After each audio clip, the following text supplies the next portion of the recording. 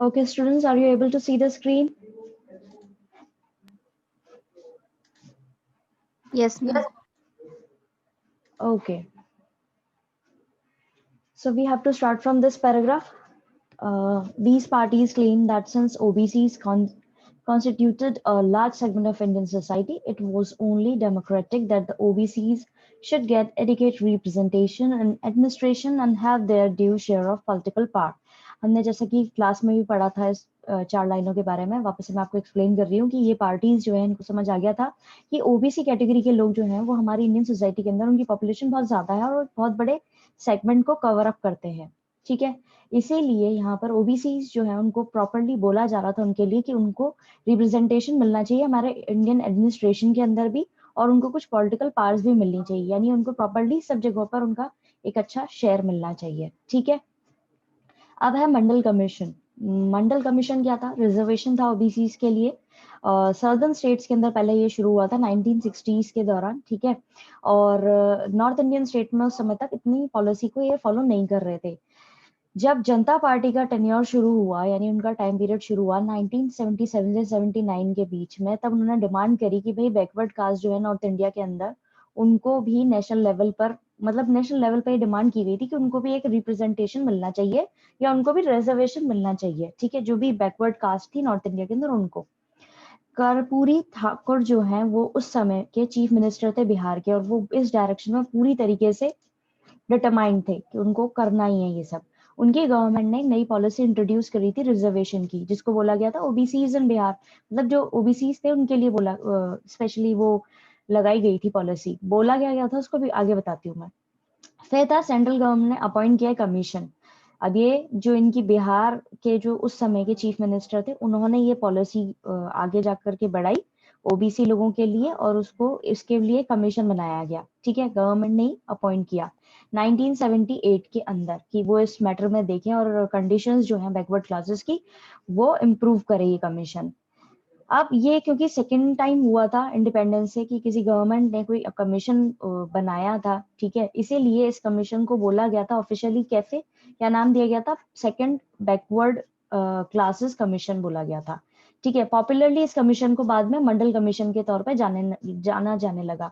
क्यों? क्योंकि ये नाम जो है उस समय के जो चेयरपर्सन थे विंदेश्वरी प्रसाद मंडल, उनके नाम पर था, ठीक है, उनके, क्योंकि चेयरपर्सन के नाम से जोड़ दिया था कि मंडल कमीशन। जैसे आज के जमाने में कोई अगर अपन कम्युनिटी बनाया और उसका कोई लीडर होता है तो उसके नाम से जोड़ करके उसको पार्टी का नाम जो है वो करने लग जाता है। तो इसी तरीके से यहाँ पे जो कमीशन बैठाया था उसका चेयरपर्सन, जो उसके जो चेयरपर्सन थे मिस्टर प्रसाद मंडल, तो उनके नाम पर इसको मंडल कमीशन के नाम से जाना जाने लगा। इस पैराग्राफ के अंदर यही बताया गया है, मैंने आपको एक स्टोरी के तौर पर बता दिया, मैं आपको लाइन टू लाइन एक्सप्लेन करूंगी, ठीक है। Reservations for the OBC were in existence in southern states since the 1960s, if not earlier, but this policy was not operative in North Indian states. Reservation जो है OBCs के लिए वो existence में था, यानी अस्तित्व में था southern जो states थी वहां पर, कब से 1960 से ही था। बट ये जो पॉलिसीज थी वो नॉर्दर्न स्टेट्स, इंडिया के नॉर्दर्न स्टेट में इतनी नहीं थी, नॉर्थ साइड में इतनी नहीं थी। It was during the tenure of Janata Party government in 1977 and 79 that the demand for reservation for backward caste in North India and at the national level was strongly raised. अब क्या हुआ, जनता party की जब सरकार बनी 1977 से 79 तक का उनका टाइम पीरियड था, तब ये इशू को नेशनल लेवल पर उठाया गया बहुत स्ट्रॉन्ग तरीके से कि भाई बैकवर्ड कास्ट जो है नॉर्थ इंडिया की, उनके लिए भी कुछ रिजर्वेशन वाली व्यवस्था करनी चाहिए। Karpuri Thakur, the then Chief Minister of Bihar, was a pioneer in this direction. His government had introduced a new policy of reservations for OBCs in Bihar. Following this, the central government appointed a commission in 1978 to look into and recommend ways to improve the conditions of the backward classes. अब जो कर्पूरी ठाकुर थे उस समय के chief minister थे बिहार के, उन्होंने इस दिशा में काफी अच्छा काम किया। उनकी सरकार ने इंट्रोड्यूस करी एक नई पॉलिसी जो कि रिजर्वेशन के लिए लेकर के थी ओबीसी लोगों के लिए, और वो बिहार के अंदर उन्होंने काम किया ये। फिर सेंट्रल गवर्नमेंट ने इसको आगे जाकर के कमीशन बैठाया 1978 के अंदर, और फिर उन्होंने भी बैकवर्ड क्लासेस के जो लोग थे उनकी कंडीशन को इम्प्रूव करने के लिए काम शुरू करवाया इस कमीशन से। This was the second time since independence that the government had appointed such a commission. ये दूसरी बार हुआ था इंडिपेंडेंस के बाद से जब कोई सरकार ने कोई कमीशन बिठाया था. Therefore, this commission was officially known as the Second Backward Classes Commission. इसीलिए इस कमीशन को नाम दिया गया Second Backward Classes Commission. Popularly, commission is known as the Mandal Commission after the name of its chairperson Bindeshwari Prasad Mandal. अब popularly इस commission को the Mandal commission के नाम से जाना जाता है क्योंकि इसके जो चेयरपर्सन थे बिंदेश्वरी प्रसाद मंडल, वो इनके नाम पर इसको पॉपुलैरिटी ज्यादा मिली थी. ठीक है, किसी को कोई दिक्कत इस पैराग्राफ के अंदर? No ma'am, no problem. Okay okay no ma'am. Okay. फिर है second paragraph, the Mandal commission. अब इसको क्यों सेटअप किया गया था? इन्वेस्टिगेट करने के लिए किया गया था कि भाई कितनी एजुकेशनल और सोशल बैकवर्डनेस है इन सेक्शंस में इंडियन सोसाइटी के अंदर, और इसीलिए इनको पहचानना था और इसीलिए इसको नाम दिया गया बैकवर्ड क्लासेस के तौर पर कि भाई जिस सेक्शन की समाज के अंदर जो भी अलग अलग सेक्शंस हैं, ग्रुप्स हैं, कम्युनिटीज हैं, उनकी हालत किस लेवल पर है. ठीक है, उसको देखते हुए बैकवर्ड बोला गया था कि ये बैकवर्ड क्लासेस है क्योंकि इनकी कंडीशन बहुत खराब थी इसलिए. और एक्सपेक्ट किया गया था कि इस तरीके से अब ये बैकवर्डनेस जो है, अगर हमने कमीशन बिठा दिया है तो अब इसको पहले इन्वेस्टिगेट करेंगे, फिर उन लोगों को लिस्ट में लाएंगे और उसके बाद में इन बैकवर्ड क्लासेस को हम क्या करेंगे, इनकी कंडीशंस को सुधारेंगे, इस बैकवर्डनेस को हम अब एंड कर देंगे. ये इन्होंने बोला था. ठीक है, अब इसको लाइन टू लाइन पढ़ते हैं. The Mandal Commission was set up to investigate the extent of educational and social backwardness among various sections of Indian society and recommended ways of identify these backward classes. Mandal commission को बिठाया गया था investigate करने के लिए कि भाई किस लेवल पे शिक्षा के उस पर देखा जाए या सामाजिक उस पर देखा जाए तो ये अलग अलग सेक्शन जो है वो कितने बैकवर्ड है, इनकी बैकवर्डनेस को हम इन बैकवर्ड क्लासेस को हम समझ सकें. It was also expected to give its recommendations on the ways in which the backwardness could be ended. और ये भी एक्सपेक्ट किया जा रहा था कि यहाँ पर रिकमेंडेशंस दिए जाएंगे कि किन किन तरीकों से हम इन बैकवर्डनेस को हटा सकते हैं, ये जो पिछड़ापन है समाज के अंदर उसको हम हटा सकते हैं. The commission gave its recommendations in 1980. याद रखिएगा, कमीशन ने अपने रिकमेंडेशंस दिए 1980 के दौरान. By then the Janata government had fallen. और तब तक क्या हुआ, जनता गवर्नमेंट जो है वो सरकार गिर गई थी. The commission advised that backward classes should be understood to mean backward caste, since many castes other than the scheduled caste were also treated as the low in the caste hierarchy. अब commission ने ये advice दी कि backward classes की बजाय इसको ऐसे समझा जाए बैकवर्ड कास्ट के तौर पे, क्योंकि कई सारी कास्ट जो थी शेड्यूल कास्ट के अलावा जो बाकी कास्ट थी उनको उसी तरह ट्रीट किया जाता था कास्ट हायरार्की के अंदर. हायरार्की के अंदर यानी जो पहले चली आ रही थी ना चीजें, लो कास्ट अपर कास्ट वाली चीज, उसके अंदर. The commission did a survey. Commission ने एक सर्वे किया and found that these backward castes had a very low presence in both educational institutions and in employment in public services. Commission ने एक सर्वे किया जिसमें उन्होंने पहचाना कि कौन कौन सी बैकवर्ड कास्ट हैं जिनकी प्रेजेंस जो है वो पॉलिटिकली मतलब पब्लिक सर्विसेज में और एजुकेशनल इंस्टीट्यूशन में दोनों में ही बहुत कम थी, यानी उनको एडमिशन नहीं मिलते थे या उनको नौकरियां नहीं मिलती थी, उनको पहचाना इन लोगों ने सर्वे के अंदर. It therefore recommended reserving 27% of the seats in educational institutions and government jobs for these groups. ध्यान रखेंगे इस चीज को, यहाँ पर इसको मार्क करेंगे पेंसिल से कि वहां पर जब उन्होंने पहचाना तब उनको समझ में आया कि भाई ये रिकमेंड किया गया कि 27% सीट्स जो है किसी भी एजुकेशनल इंस्टीट्यूशन में या गवर्नमेंट जॉब्स में इन ग्रुप्स के लिए हमें रिजर्व रखनी पड़ेगी. The Mandal commission also made many other recommendations like land reform to improve the conditions of the OBCs. फिर मंडल कमीशन ने दूसरे रिकमेंडेशंस भी दिए, रिकमेंडेशंस दिए जा रहे हैं यहाँ पे और बोला जा रहा है कि इनको लैंड रिफॉर्म भी करना चाहिए जिससे इन लोगों की कंडीशंस सुधर पाए. तो बेसिकली इस पैराग्राफ में हमने ये पढ़ा कि कैसे कमीशन ने इन्वेस्टिगेशन करी, कौन सी बैकवर्ड क्लासेस हैं वो देखी, फिर उसके बाद में सर्वे किया कि कौन कौन सी बैकवर्ड क्लासेस को है, या फिर बाद में बोला गया कि बैकवर्ड क्लासेस नहीं, इनको बैकवर्ड कास्ट के तौर पे देखा जाए क्योंकि शेड्यूल कास्ट के अलावा भी और कई सारी ऐसी कास्ट हैं जिनके साथ में लो कास्ट वाला ही ट्रीटमेंट किया जा रहा है. फिर इनको सर्वे करने के बाद में देखा गया और पहचाना गया कि कहाँ कहाँ एजुकेशनल इंस्टीट्यूशन में कितने % इनको हमें देना पड़ेगा रिजर्वेशन, एम्प्लॉयमेंट में जो पब्लिक सर्विसेज होती है उनमें भी देना पड़ेगा. और फिर बाद में मंडल कमीशन ने ये भी रिकमेंडेशन दी कि ओबीसी की कंडीशन सुधारने के लिए हमें लैंड रिफॉर्म भी करना पड़ेगा। समझ में आया? किसी को कोई दिक्कत? No, ma'am. पैराग्राफ समझ आया बच्चों? Yes. Yes, ma'am. ओके, फिर है थर्ड पैराग्राफ।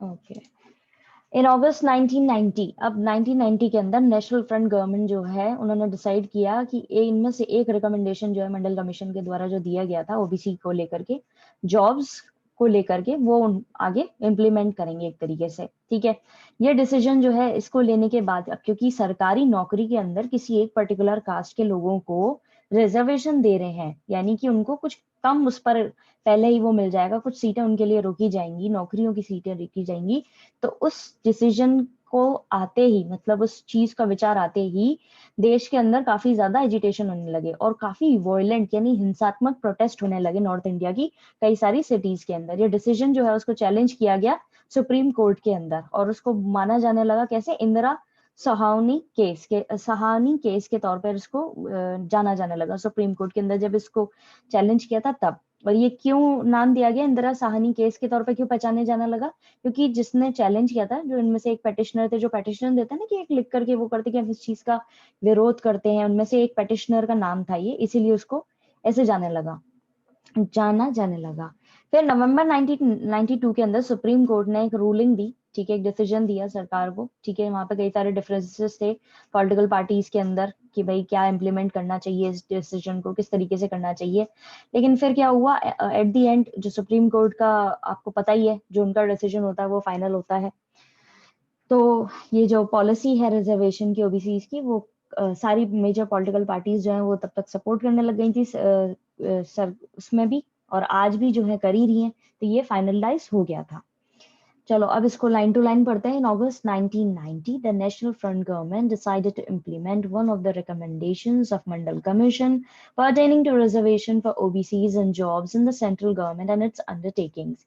अब 1990 के अंदर, अगस्त 1990 के अंदर नेशनल गवर्नमेंट जो है उन्होंने डिसाइड किया कि भाई इम्प्लीमेंट करेंगे जो मंडल कमीशन ने रिकमेंड किया है कि भाई ओबीसी लोगों को जॉब्स में सेंट्रल रिजर्वेशन मिलेगा उनको, सेंट्रल गवर्नमेंट हो या उसके अंडर में जितनी भी जॉब्स हैं, जो भी सरकारी नौकरियां आती हैं, उनमें इनको रिजर्वेशन दिया जाएगा। This decision sparked agitations and violent protest in many cities of North India। अब इस डिसीजन से हमारे नॉर्थ इंडिया के अंदर कई सारी सिटीज के अंदर काफी प्रोटेस्ट होने लगा। The decision was also challenged in the Supreme Court and came to be known as the Indira Sahani case after the name of one of the petitioners। अब इस डिसीजन को चैलेंज किया गया, यानी इसके खिलाफ याचिका दायर की गई सुप्रीम कोर्ट के अंदर, और वहां पे इस केस को जाना जाने लगा नाम से, किसके, एक पेटिशनर के नाम से जिसका नाम था इंदिरा साहनी, तो उसके नाम से ही ये केस को जाना जाने लगा। In November 1992, the Supreme Court gave a ruling upholding the decision of the government। 1992 के अंदर सुप्रीम कोर्ट ने, जो काफी समय से इस डिसीजन को वेट कर रहे थे इसका रूलिंग का, उन्होंने इस पर वो एक अपना डिसीजन दिया। There were some differences among political parties about the manner of implementation of this decision। अब उस जमाने के अंदर कई सारी पॉलिटिकल पार्टीज की अलग अलग एक विचारधारा थी कि भाई इसको कैसे इम्प्लीमेंट करें, इस डिसीजन को कैसे लागू करें, किस तरीके से लागू करें, सबकी अलग अलग विचारधारा थी। But now the policy of reservation for OBCs is support of all the major political parties of the country. लेकिन आज जो है इस पॉलिसी का, जो ये रिजर्वेशन को लेकर के है, इसको अधिकतर जितनी भी पॉलिटिकल पार्टीज है देश की, वो सपोर्ट करती हैं। अब है बीपी पंडल, जो कि हमने आपको बताया था कि जिनके नाम पर इसको जाना जाता है, उनके बारे में एक बॉक्स दिया हुआ है, उसको भी पढ़ लेते हैं। MP from Bihar for 1967 to 1970 and 1977 to 1979। ये एमपी रहे बिहार से, इनका टाइम पीरियड दे रखा है। Chaired the second backward classes commission that recommended reservation for other backward classes। अब क्या था यहाँ पर, बैकवर्ड इनको चेयरपर्सन के तौर पर बताया गया है, अपॉइंट किया गया था सेकंड बैकवर्ड क्लासेस कमीशन, जो नाम था उसका, जो ओबीसी क्लासेस के लिए था। एक सोशलिस्ट लीडर थे बिहार से, चीफ मिनिस्टर रहे हैं बिहार के, 1 मंथ के लिए ही रहे हैं, सॉरी 1.5 मंथ के लिए रहे हैं 1968 के अंदर। उन्होंने ज्वाइन करी थी जनता पार्टी 1977 में। तो ये था इनका इंट्रो। इस टॉपिक के अंदर किसी को कोई दिक्कत आई है तो भी आप लोग पूछ सकते हैं। No ma'am, no problem. Okay, अब है पॉलिटिकल फॉलआउट्स कि किस तरीके से राजनीतिक फॉलआउट्स हुए हैं अलग अलग चीजों को लेकर के। 1980 जो है उसके अंदर काफी पॉलिटिकल ऑर्गेनाइजेशन जो है जो बेसिकली दलित्स को लेकर की थी, उन्होंने काफी राइज देखा। 1978 यानी 1980 से पहले 2 साल पहले 1978 के अंदर backward minority community employees federation BAMCEF जो बनाई गई थी, ठीक है, जिससे नाम से ही पता पड़ रहा होगा आपको, बैकवर्ड और माइनॉरिटी कम्युनिटी एम्प्लॉयज फेडरेशन है ये, मतलब उन लोगों के लिए। ये ऑर्गेनाइजेशन एक ऑर्डिनरी ट्रेड यूनियन गवर्नमेंट वाली ऑर्गेनाइजेशन नहीं थी, ये एक स्ट्रॉन्ग पोजीशन थी, ठीक है, जो बेसिकली किसके लिए थी, पॉलिटिकल पावर को लेकर के थी, बहुजन समाज के जो लोग होते हैं उनके लिए, यानी कि SC ST OBC और बाकी माइनॉरिटीज के लिए। अब ये दलित शोषित समाज संघर्ष समिति जो है इसके उस पर थी, सब्सिक्वेंट थी उसका, और बाद में उसको बहुजन समाज पार्टी जो है वो भी इमर्ज हो गई इसके अंदर, और इसके लीडर बने कांशीराम। और BSP जो है एक स्मॉल पार्टी के तौर पे सपोर्ट करती थी दलित वोटर्स को पंजाब, हरियाणा और उत्तर प्रदेश के अंदर। अब जैसा कि अपन ने ऊपर पढ़ा था, मंडल कमीशन के अंदर सब जगह इनके हकों को लेकर के मांग की जा रही थी, और उससे पहले हमने पढ़ा था कि भाई पॉलिटिकली इनको एक पार मिलनी चाहिए और एडमिनिस्ट्रेशन डिपार्टमेंट में इनको पार मिलनी चाहिए।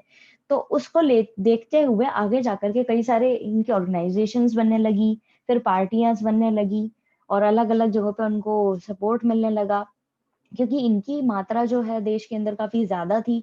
तो पॉलिटिक्स जब किसी भी चीज के अंदर इन्वॉल्व होती है तो वो वोट बैंक को देखते हुए भी अपना थोड़ा पर्सनल मोटिव पूरा करते हुए भी काम करते हैं। तो यहाँ पे आपको कुछ ऐसी ऑर्गेनाइजेशंस के बारे में पता पड़ेगा जो उनको सपोर्ट करती थी पॉलिटिकली, ठीक है। The 1980s also saw the rise of political organization of the Dalits. 1980s के समय political organizations जो बनने लगी थी दलित को लेकर, उनको काफी उनका एग्जिस्टेंस काफी इम्प्रूव हुआ था और उनको राइज मिल रहा था, मतलब उनका काफी अच्छा इम्प्रूवमेंट हो रहा था उस तरह की ऑर्गेनाइजेशन का। In 1978, the Backward and the Minority Communities Employees Federation BAMCEF was formed. एक ऑर्गेनाइजेशन बनती है इन लोगों के लिए। This organization was not an ordinary trade union of government employees. ये ऑर्गेनाइजेशन सिर्फ एक आम ट्रेड यूनियन नहीं थी जो सरकारी एम्प्लॉयज के लिए हो, बल्कि it took a strong position in favor of the political power to the बहुजन लोगों के लिए, यानी कि SC ST OBC माइनॉरिटीज के लिए पॉलिटिकल पावर के अंदर एक स्ट्रॉन्ग पोजीशन के लिए बनाई गई थी ये। It was out of this that the subsequent Dalit Shoshit Samaj Sangharsh Samiti and later the Bahujan Samaj Party BSP emerged under the leadership of Kanchi Ram. अब ये क्या था, एक सब्सिक्वेंट था इन लोगों का, ये ऑर्गेनाइजेशन जो थी वो इनका सब्सिक्वेंट था कि यहाँ पर दलित शोषित समाज संघर्ष समिति हो या बहुजन समाज पार्टी हो, उनके लिए था, जो किसके द्वारा चलाई जा रही थी, कांशी राम के द्वारा। The BSP began as a small party supported largely by Dalit voters in Punjab, Haryana and Uttar Pradesh. अब ये जो पार्टी बनाई थी BSP, अब नाम से ही बहुजन समाज पार्टी है, तो इसके अंदर बेसिकली कौन लोग सपोर्ट करेंगे इनको, दलित वोटर्स सपोर्ट करेंगे। और ये पार्टी तो छोटी थी लेकिन इसको सपोर्ट बहुत अच्छा मिल रहा था दलित वोटर्स का, और कहाँ पे मिल रहा था, पंजाब, हरियाणा और उत्तर प्रदेश में। But in 1989 and the 1991 elections, it achieved a breakthrough in Uttar Pradesh. इनको अच्छी अचीवमेंट मिली 1989 और 1991 के अंदर जो इलेक्शंस हुए थे वहां पर, और स्पेशली उत्तर प्रदेश में। This was the first time in independent India that a political party supported mainly by Dalit voters had achieved this kind of political success. अब ये पहली बार हुआ था कि इंडिपेंडेंस के बाद में कि किसी पॉलिटिकल पार्टी को इतना अच्छा दलित वोटर्स ने सपोर्ट किया था और उसको इतनी अच्छी पॉलिटिकल सक्सेस मिली थी, ठीक है। In fact, the BSP under Kanshi Ram's leadership was envisaged as an organization based on pragmatic politics. In fact BSP जो है, यानी कि ये जो बहुजन समाज पार्टी थी कांशी राम की लीडरशिप के अंदर, उन्होंने इमेजिन किया था, इमेजिन किया था एक ऐसा ऑर्गेनाइजेशन जो किस पर बेस्ड था, प्रैग्मेटिक पॉलिटिक्स, यानी कि प्रैक्टिकल पॉलिटिक्स पर बेस्ड था। It derived the confidence from the fact that the Bahujans, SC, ST, OBCs and religious minorities constituted the majority of the population. अब इन्होंने जो इमेजिन करी है कि भाई प्रैक्टिकली पॉसिबल है कि हाँ हम चीज अपनी कर सकते हैं, हमारी पार्टी बना करके उसको आगे बढ़ा सकते हैं, वो किस पे किया था इन्होंने? इनको कॉन्फिडेंस कहाँ से मिला था? जो बहुजन समाज के लोग थे, SC ST OBC और बाकी दूसरे माइनॉरिटीज जो थी, जिनकी बहुत ज्यादा अमाउंट में पॉपुलेशन थी देश के अंदर। एक तो उनकी मेजोरिटी, अब भाई आप किसी एक पर्टिकुलर कास्ट को बिलोंग करते हो और आपकी कास्ट से कोई व्यक्ति खड़ा हो रहा है, तो आप उसको कहीं ना कहीं आपके मन में आएगा ना कि भाई हम इसको ही वोट दें तो ये हमारा भला करेगा। तो इनको भी यही प्रैक्टिकलिटी दिख रही थी कि हाँ अगर हम बनाते हैं तो हम सक्सेसफुल हो पाएंगे, and were a formidable political force on the strength of their numbers। और इन्होंने अनडाउटेड, इनको दिख रहा था कि हाँ अगर हम राजनीतिक तौर पे देखेंगे तो हमारी मजबूती मिलेगी हमें। ठीक है, कैसे? क्योंकि हमारी स्ट्रेंथ बहुत ज्यादा है। Since then, the BSP has emerged as a major political player in the state and has been in government on more than one occasion। और तब से ही ये जब पार्टी बनी है इंडिपेंडेंस के बाद से ही BSP एक मेजर पॉलिटिकल प्लेयर की तरह दिख रही है स्टेट के अंदर। ये आज भी है, बिहार के अंदर पार्टी बनी हुई है BSP की, और सरकार जो है हैज बीन गवर्नमेंट, और गवर्नमेंट भी रही है एक ओकेजन से ज्यादा। मतलब कि ऐसा नहीं है कि इलेक्शन एक जीत गई और फिर खत्म हो गई, नहीं, कई बार इलेक्शन जीते हैं इन्होंने। Its strongest support still comes from Dalit voter, और इसका आज भी सबसे ज्यादा सपोर्ट कौन करते हैं इनको? दलित वोटर्स करते हैं। But it has expanded in support now to various other social groups. लेकिन इनको बाकी दूसरे सोशल ग्रुप्स जो हैं वो भी इनको सपोर्ट करने लगे हैं अब। In many parts of India, India के अंदर कई सारे हिस्सों में दलित पॉलिटिक्स और OBC पॉलिटिक्स जो है वो डेवलप हुई है independently and often in competition with each other. और कई बार ये एक दूसरे के कॉम्पिटिशन में भी रहती है और इम्प्रूव्ड भी हुई है। समझ में आया? किसी को कोई दिक्कत? Ma'am No, ma'am, no problem. Ma'am BSP को क्या कारण था जो इतने वोट्स मिल रहे थे दलित से? क्या किया था इन्होंने दलित्स के लिए?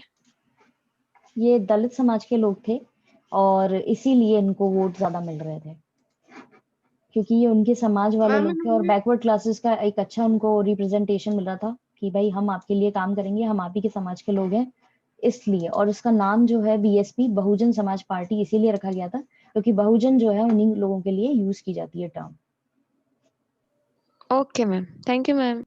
ओके बेटा, तो ये था। अभी हम ये कंप्लीट कर चुके हैं। कांची राम के बारे में और पढ़ लेते हैं, 2 मिनट बचे हैं अभी हमारे पास, और नेक्स्ट क्लास जो है वो फटाफट से ज्वाइन कर लेना आप लोग।